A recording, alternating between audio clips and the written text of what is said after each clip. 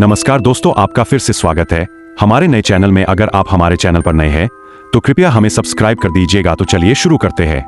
ने हवेली से बाहर निकलकर राहत की सांस ली। उसके बाद उन्होंने फिर कभी उस हवेली का रुख नहीं किया। लेकिन गांव के लोग कहते हैं कि आज भी कभी कभी रात के अंधेरे में राधा की चीखें हवेली से सुनाई देती है। लेकिन अजय और उसके दोस्तों ने भागने की कोशिश की, लेकिन हवेली के दरवाजे बंद थे। तभी राधा की आत्मा प्रकट हुई और अजय के पास आई।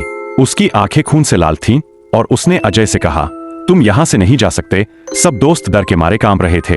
पड़ी थी डायरी में लिखा था कि इस हवेली में एक परिवार रहता था। उस परिवार की बेटी, जिसका नाम राधा था, एक रहस्यमयी तरीके से मर गई थी।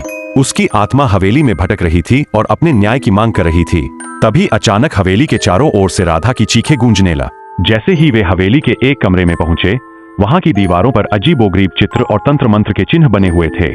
तभी अचानक एक कड़कड़ाहट की आवाज आई और एक धुंधली परछाई उनके सामने से गुजर गई।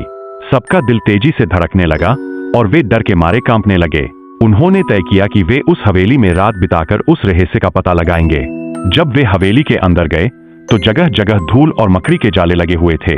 हवेली में घनघोर सन्नाटा था, बस हवा की हल्की हल्की सरसराहट सुनाई दे रही थी। अचानक हवेली के दरवाजे अपने आप बंद, जिसके बारे में स्थानीय लोग कहते थे कि वहां जाना मौत को बुलाने जैसा है। कहा जाता था कि वहां एक आत्मा भटकती है जो रात के समय लोगों को अपनी ओर खींच लेती है। अजय और उसके दोस्तों को उस हवेली के बारे में सुनकर दिलचस्पी हुई।